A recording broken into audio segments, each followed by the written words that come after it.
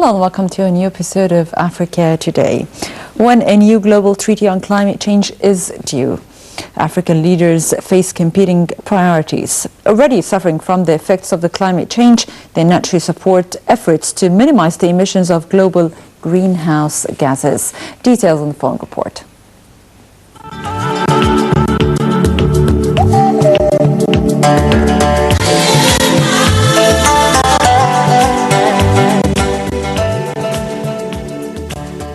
Earth's climate has never been completely static, and it has changed due to natural and human causes at different times.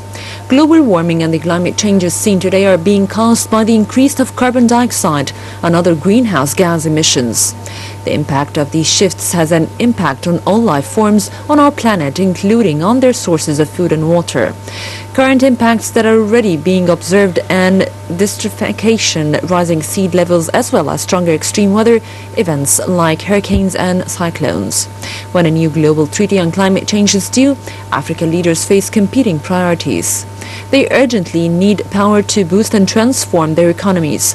While the effects are caused mainly by developed countries, the harm is mostly on developing countries, which are contributing least to the threat. Africa will likely need fossil fuels for some time, but the continent has impressive potential for renewable energies such as hydro, geothermal and solar power sources too. These could allow the continent to advance a dependence on high carbon fuels, and if African nations can place themselves as technological leaders, they could influence global markets and clean energy technologies too. Some two-thirds of the people in Africa depend on agriculture for their livelihoods. With global food demand growing rapidly, the sector offers excellent opportunity for commerce and poverty reductions. The 2014 Africa Progress Report found throughout the continent agriculture productivity levels could easily double within 5 years. But climate change presents a significant threat. Power based on renewable energy sources could generate jobs and economic growth, but it will need considerable finance. The impact of climate change on Africa is likely to be severe because of its adverse direct effects on the continent's high agriculture dependence. Direct effects vary widely across the continent. Crop yields will be adversely affected and frequency of extreme weather events will increase. At least 11 million children in East and Southern Africa are estimated on financing hunger, disease and water shortages, but because of the latest episode of strengthening El Nino weather phenomenon. Ethiopia had been one of the African countries which was a victim of climate change and global warming for long. African regional institutions, government and scientific academics should create a regional chapter for Africa. There is an intergovernmental panel where African science could be assessed in greater detail and in more timely fashion.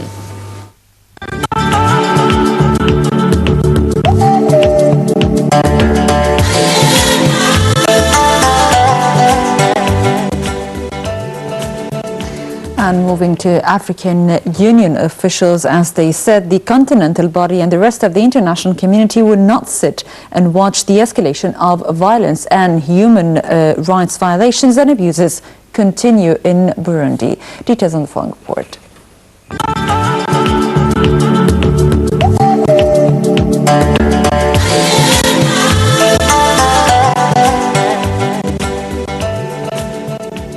The African Union said the continental body and the rest of the international community will not sit by and watch the escalation of violence and human rights violations and abuses continue in Burundi. The deputy chairman of African Union Commission said the peacekeepers approved Saturday by the African Union Peace and Security Council are meant to prevent further violence and protect the citizens. He was reacted to news reports of Burundian government officials said that his country will not agree to deployment of African Union peacekeepers. Burundi said that the EU peacekeepers would be considered an invasion and occupation force. In response, the EU said that it is still waiting for formal response from Burundian government. But if news reports are true that Bujumbura had rejected an offer to deploy troops, it would be a very sad deployment and development. The mandate of the 5,000-strong force known as the African Prevention and Protection Mission in Burundi is to create the enabling environment for dialogue among Burundian stakeholders to take place. The UN Security Council urged the Burundian stakeholders to fully cooperate with the mission in support of the effective implementation of its mandate. It also called on African countries to pledge troops and police. The EU said that the job of any government is to protect its citizens, but it said the Burundian government has not shown it can protect all its citizens. The Pan-African body said if the 4-day deadline imposed by the African Union for Burundi to formally respond to the deployment of force, the Peace and Security Council will look at the various options available to it. Both the African Union and the UN Security Council have called for urgent acceleration of the mediation efforts led by the President of Uganda on behalf of the East African community and urge all parties in Burundi to fully cooperate with the mediator.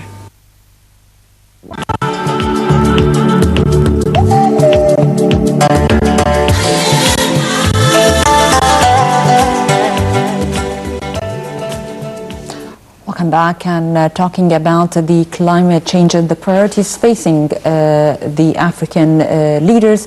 We are joined in the studio by Dr. Helmy Hadidy, President of APSO. Hello, sir, and welcome to our show. Finally, after negotiations and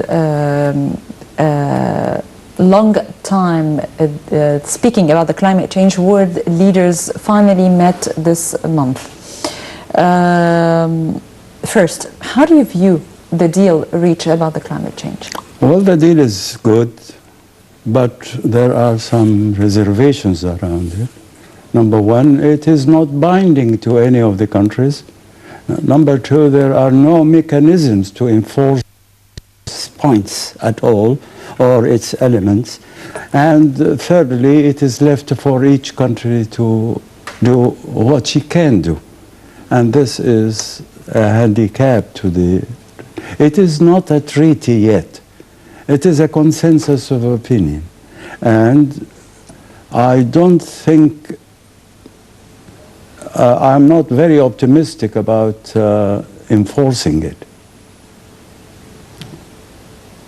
Okay, so what's the importance of making negotiations and meetings to discuss the climate change? Why it is important? Because the changes are very important and detrimental to the earth that we live on, to the climate that we enjoy, and is causing a lot of harm to each and every country.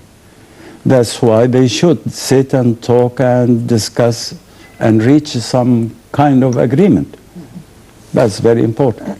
Okay, the leaders agreed 31 pages of dense legal text, which is optimistic to limit the temperature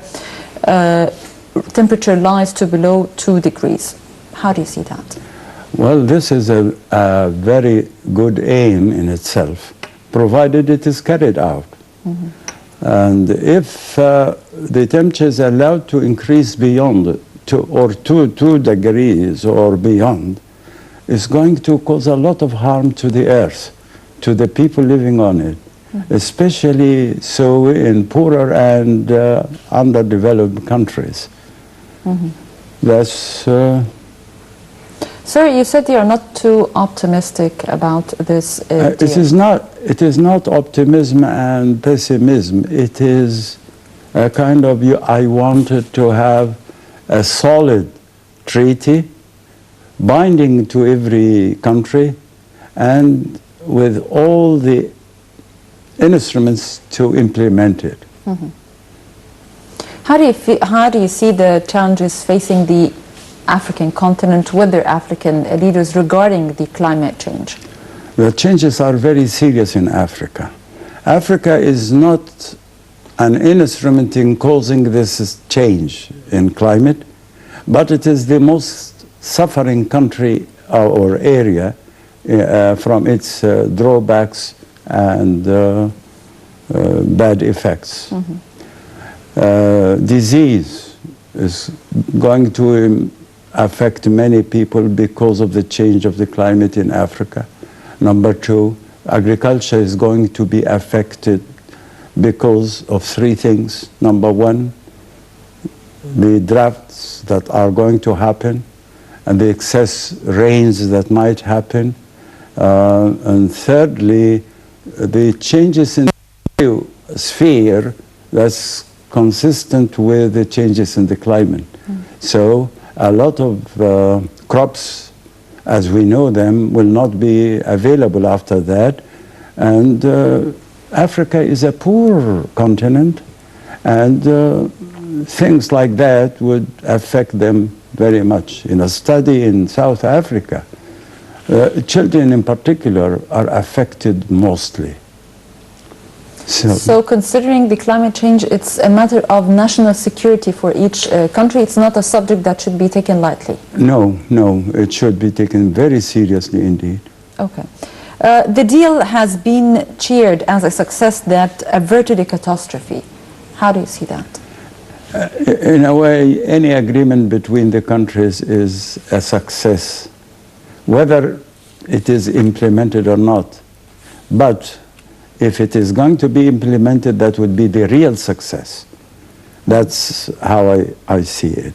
Unless it is implemented, the success is, is doomed, is not a real success. Sir, Africa is bearing the biggest brunt of the climate change. True.